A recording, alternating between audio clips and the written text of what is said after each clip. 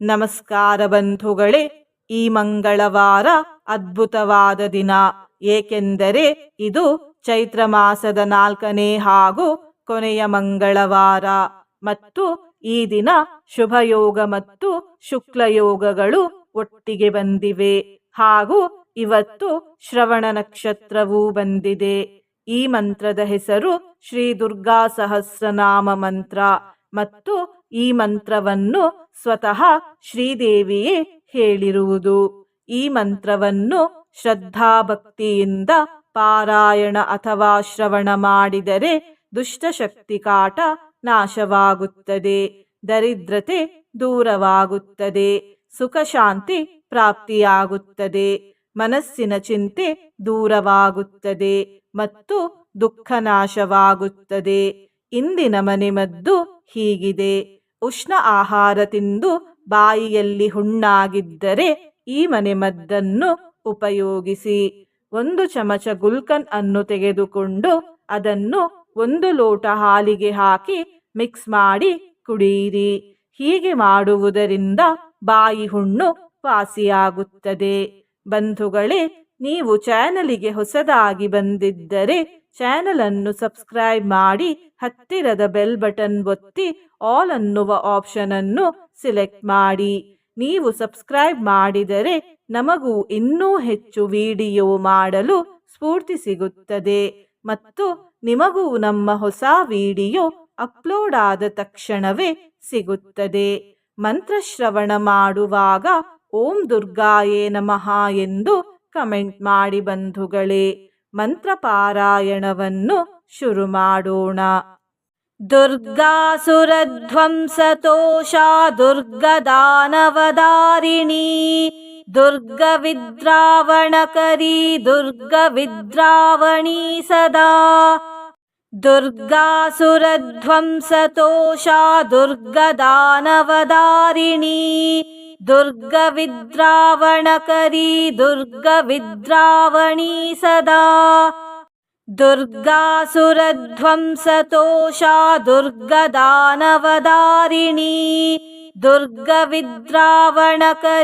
ದುರ್ಗವಿದ್ರಾವಣಿ ಸದಾ. ದುರ್ಗಾಸುರಧ್ವಂಸತೋಷಾ ದುರ್ಗದಾನವದಾರಿಣಿ ದುರ್ಗವಿದ್ರಾವಣಕರಿ ದುರ್ಗವಿದ್ರಾವಣಿ ಸದಾ. ದುರ್ಗಾಸುರಧ್ವಂಸತೋಷಾ ದುರ್ಗದಾನವದಾರಿಣಿ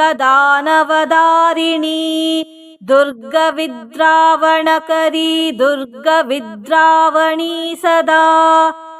ದುರ್ಗಾಸುರಧ್ವಂಸತೋಷಾ ದುರ್ಗದಾನವದಾರಿಣಿ ದುರ್ಗವಿದ್ರಾವಣಕರಿ ದುರ್ಗವಿದ್ರಾವಣಿ ಸದಾ. ದುರ್ಗಾಸುರಧ್ವಂಸತೋಷಾ ದುರ್ಗದಾನವದಾರಿಣಿ ದುರ್ಗವಿದ್ರಾವಣಕರಿ ದುರ್ಗವಿದ್ರಾವಣಿ ಸದಾ. ದುರ್ಗಾಸುರಧ್ವಂಸತೋಷಾ ದುರ್ಗದಾನವದಾರಿಣಿ ದುರ್ಗವಿದ್ರಾವಣಕರಿ ದುರ್ಗವಿದ್ರಾವಣಿ ಸದಾ. ದುರ್ಗಾಸುರಧ್ವಂಸತೋಷಾ ದುರ್ಗದಾನವದಾರಿಣಿ ದುರ್ಗವಿದ್ರಾವಣಕರಿ ದುರ್ಗವಿದ್ರಾವಣಿ ಸದಾ. ದುರ್ಗಾಸುರಧ್ವಂಸತೋಷಾ ದುರ್ಗದಾನವದಾರಿಣಿ ದುರ್ಗವಿದ್ರಾವಣಕರಿ ದುರ್ಗವಿದ್ರಾವಣಿ ಸದಾ. ದುರ್ಗಾಸುರಧ್ವಂಸತೋಷಾ ದುರ್ಗದಾನವದಾರಿಣಿ ದುರ್ಗವಿದ್ರಾವಣಕರಿ ದುರ್ಗವಿದ್ರಾವಣಿ ಸದಾ. ದುರ್ಗಾಸುರಧ್ವಂಸತೋಷಾ ದುರ್ಗದಾನವದಾರಿಣಿ ದುರ್ಗವಿದ್ರಾವಣಕರಿ ದುರ್ಗವಿದ್ರಾವಣಿ ಸದಾ. ದುರ್ಗಾಸುರಧ್ವಂಸತೋಷಾ ದುರ್ಗದಾನವದಾರಿಣಿ ದುರ್ಗವಿದ್ರಾವಣಕರಿ ದುರ್ಗವಿದ್ರಾವಣಿ ಸದಾ. ದುರ್ಗಾಸುರಧ್ವಂಸತೋಷಾ ದುರ್ಗದಾನವದಾರಿಣಿ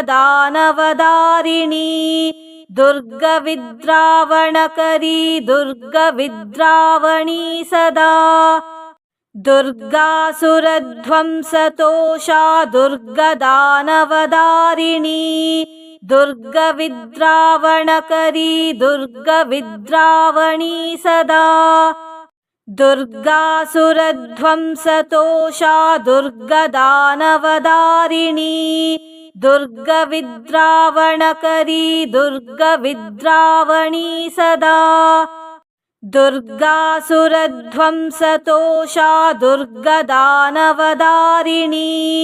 दुर्गविद्रावणकरी दुर्गविद्रावणी सदा दुर्गासुरध्वंसतोषा दुर्गदानवदारिणी दुर्गविद्रावणकरी दुर्गविद्रावणी सदा दुर्गासुरध्वंसतोषा दुर्गदानवदारिणी दुर्गविद्रावणकरी दुर्गविद्रावणी सदा दुर्गासुरध्वंसतोषा दुर्गदानवदारिणी दुर्गविद्रावणकरी दुर्गविद्रावणी सदा दुर्गासुरध्वंसतोषा दुर्गदानवदारिणी दुर्गविद्रावणकरी दुर्गविद्रावणी सदा दुर्गासुरध्वंसतोषा दुर्गदानवदारिणी दुर्गविद्रावणकरी दुर्गविद्रावणी सदा दुर्गासुरध्वंसतोषा दुर्गदानवदारिणी दुर्गविद्रावणकरी दुर्गविद्रावणी सदा दुर्गासुरध्वंसतोषा दुर्गदानवदारिणी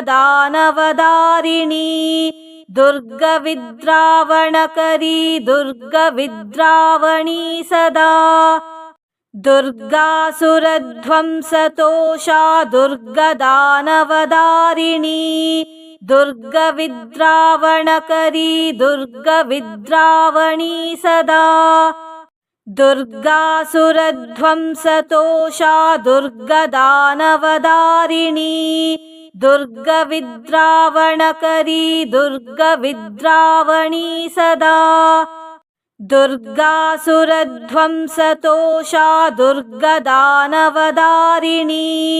दुर्गविद्रावणकरी दुर्गविद्रावणी सदा दुर्गासुरध्वंसतोषा दुर्गदानवदारिणी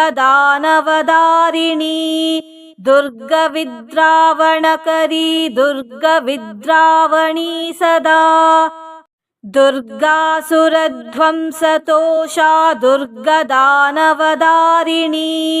दुर्गविद्रावणकरी दुर्गविद्रावणी सदा दुर्गासुरध्वंसतोषा दुर्गदानवदारिणी दुर्गविद्रावणकरी दुर्गविद्रावणी सदा दुर्गासुरध्वंसतोषा दुर्गदानवदारिणी दुर्गविद्रावणकरी दुर्गविद्रावणी सदा दुर्गासुरध्वंसतोषा दुर्गदानवदारिणी दुर्गविद्रावणकरी दुर्गविद्रावणी सदा दुर्गासुरध्वंसतोषा दुर्गदानवदारिणी दुर्गविद्रावणकरी दुर्गविद्रावणी सदा दुर्गासुरध्वंसतोषा दुर्गदानवदारिणी दुर्गविद्रावणकरी दुर्गविद्रावणी सदा दुर्गासुरध्वंसतोषा दुर्गदानवदारिणी दुर्गविद्रावणकरी दुर्गविद्रावणी सदा दुर्गासुरध्वंसतोषा दुर्गदानवदारिणी दुर्गविद्रावणकरी दुर्गविद्रावणी सदा दुर्गासुरध्वंसतोषा दुर्गदानवदारिणी दुर्गविद्रावणकरी दुर्गविद्रावणी सदा दुर्गासुरध्वंसतोषा दुर्गदानवदारिणी दुर्गविद्रावणकरी दुर्गविद्रावणी सदा दुर्गासुरध्वंसतोषा दुर्गदानवदारिणी दुर्गविद्रावणकरी दुर्गविद्रावणी सदा दुर्गासुरध्वंसतोषा दुर्गदानवदारिणी दुर्गविद्रावणकरी दुर्गविद्रावणी सदा दुर्गासुरध्वंसतोषा दुर्गदानवदारिणी दुर्गविद्रावणकरी दुर्गविद्रावणी सदा दुर्गासुरध्वंसतोषा दुर्गदानवदारिणी दुर्गविद्रावणकरी दुर्गविद्रावणी सदा दुर्गासुरध्वंसतोषा दुर्गदानवदारिणी दुर्गविद्रावणकरी दुर्गविद्रावणी सदा दुर्गासुरध्वंसतोषा दुर्गदानवदारिणी दुर्गविद्रावणकरी दुर्गविद्रावणी सदा दुर्गासुरध्वंसतोषा दुर्गदानवदारिणी दुर्गविद्रावणकरी दुर्गविद्रावणी सदा दुर्गासुरध्वंसतोषा दुर्गदानवदारिणी दुर्गविद्रावणकरी दुर्गविद्रावणी सदा दुर्गासुरध्वंसतोषा दुर्गदानवदारिणी दुर्गविद्रावणकरी दुर्गविद्रावणी सदा दुर्गासुरध्वंसतोषा दुर्गदानवदारिणी दुर्गविद्रावणकरी दुर्गविद्रावणी सदा दुर्गासुरध्वंसतोषा दुर्गदानवदारिणी दुर्गविद्रावणकरी दुर्गविद्रावणी सदा दुर्गासुरध्वंसतोषा दुर्गदानवदारिणी दुर्गविद्रावणकरी दुर्गविद्रावणी सदा दुर्गासुरध्वंसतोषा दुर्गदानवदारिणी दुर्गविद्रावणकरी दुर्गविद्रावणी सदा दुर्गासुरध्वंसतोषा दुर्गदानवदारिणी दुर्गविद्रावणकरी दुर्गविद्रावणी सदा दुर्गासुरध्वंसतोषा दुर्गदानवदारिणी दुर्गविद्रावणकरी दुर्गविद्रावणी सदा दुर्गासुरध्वंसतोषा दुर्गदानवदारिणी दुर्गविद्रावणकरी दुर्गविद्रावणी सदा दुर्गासुरध्वंसतोषा दुर्गदानवदारिणी दुर्गविद्रावणकरी दुर्गविद्रावणी सदा दुर्गासुरध्वंसतोषा दुर्गदानवदारिणी दुर्गविद्रावणकरी दुर्गविद्रावणी सदा दुर्गासुरध्वंसतोषा दुर्गदानवदारिणी दुर्गविद्रावणकरी दुर्गविद्रावणी सदा दुर्गासुरध्वंसतोषा दुर्गदानवदारिणी दुर्गविद्रावणकरी दुर्गविद्रावणी सदा दुर्गासुरध्वंसतोषा दुर्गदानवदारिणी दुर्गविद्रावणकरी दुर्गविद्रावणी सदा दुर्गासुरध्वंसतोषा दुर्गदानवदारिणी दुर्गविद्रावणकरी दुर्गविद्रावणी सदा दुर्गासुरध्वंसतोषा दुर्गदानवदारिणी दुर्गविद्रावणकरी दुर्गविद्रावणी सदा दुर्गासुरध्वंसतोषा दुर्गदानवदारिणी दुर्गविद्रावणकरी दुर्गविद्रावणी सदा दुर्गासुरध्वंसतोषा दुर्गदानवदारिणी दुर्गविद्रावणकरी दुर्गविद्रावणी सदा दुर्गासुरध्वंसतोषा दुर्गदानवदारिणी दुर्गविद्रावणकरी दुर्गविद्रावणी सदा दुर्गासुरध्वंसतोषा दुर्गदानवदारिणी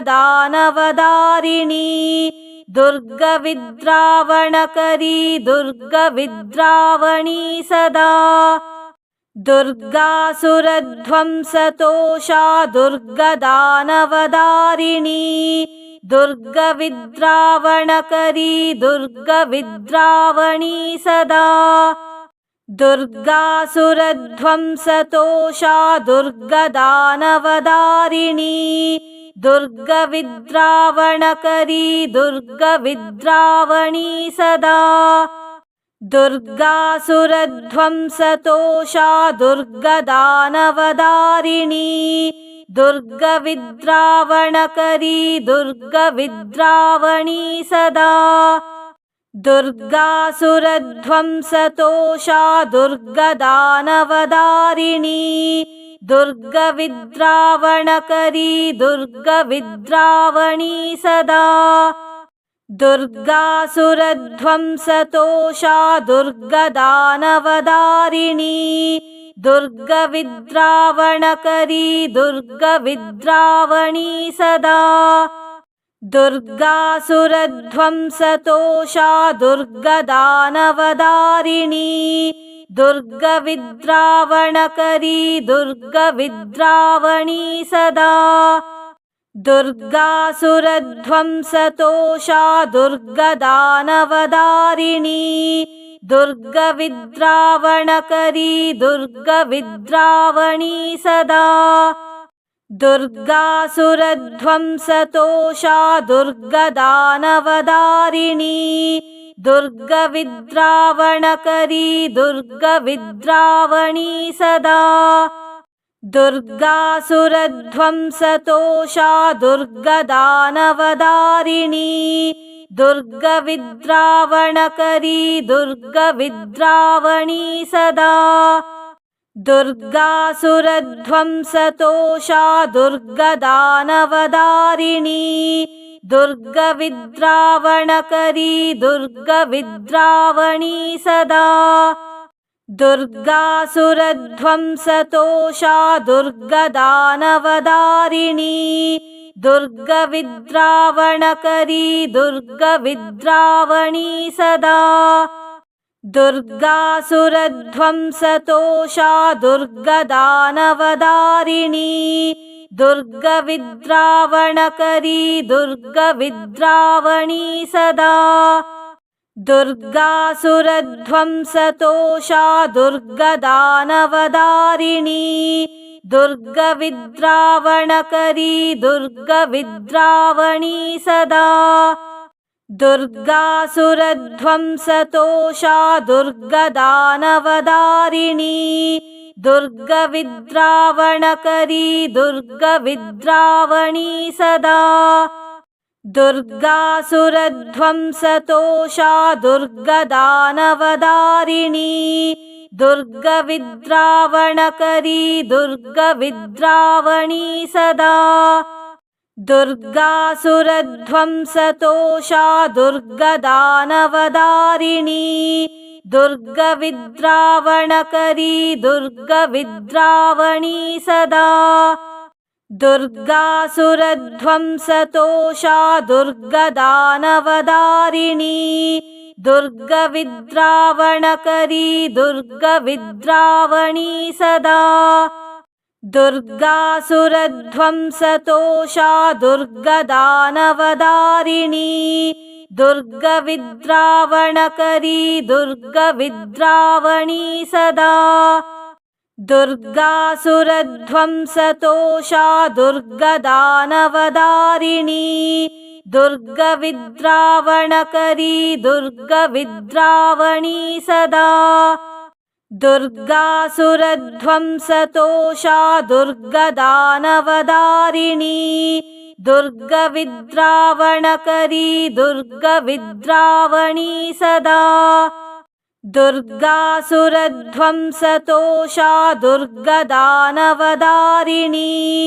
दुर्गविद्रावणकरी दुर्गविद्रावणी सदा दुर्गासुरध्वंसतोषा दुर्गदानवदारिणी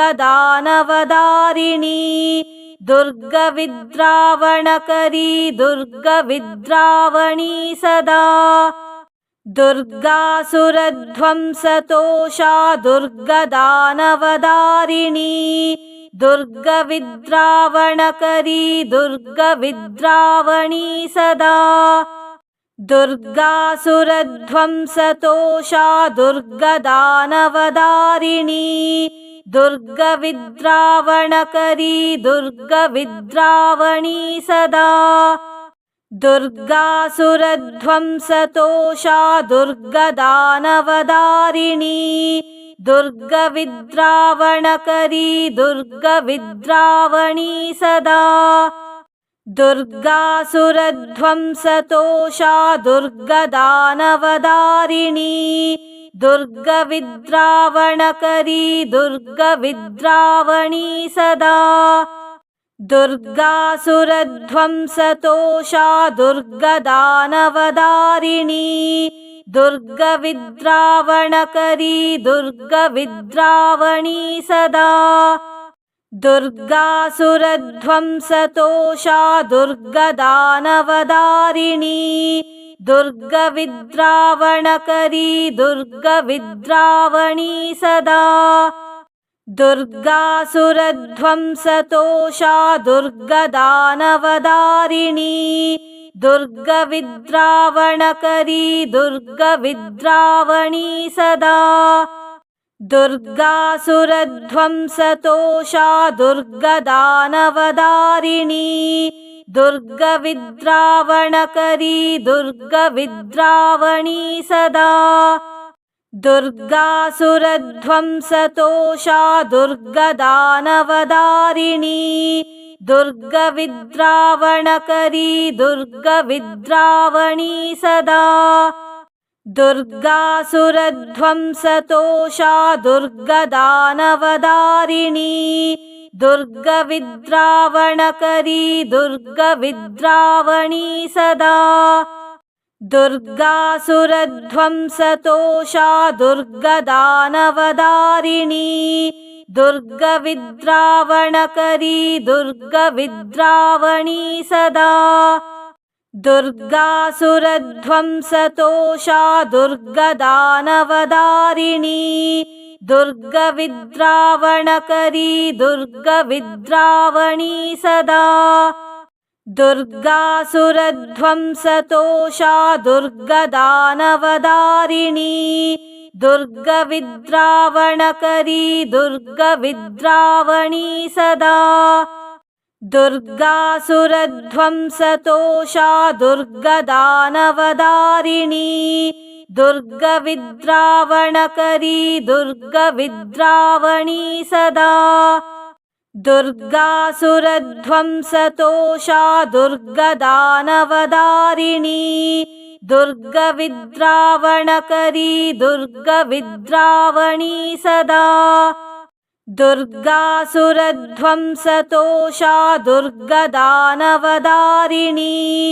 दुर्गविद्रावणकरी दुर्गविद्रावणी सदा दुर्गासुरध्वंसतोषा दुर्गदानवदारिणी दुर्गविद्रावणकरी दुर्गविद्रावणी सदा दुर्गासुरध्वंसतोषा दुर्गदानवदारिणी दुर्गविद्रावणकरी दुर्गविद्रावणी सदा दुर्गासुरध्वंसतोषा दुर्गदानवदारिणी दुर्गविद्रावणकरी दुर्गविद्रावणी सदा दुर्गासुरध्वंसतोषा दुर्गदानवदारिणी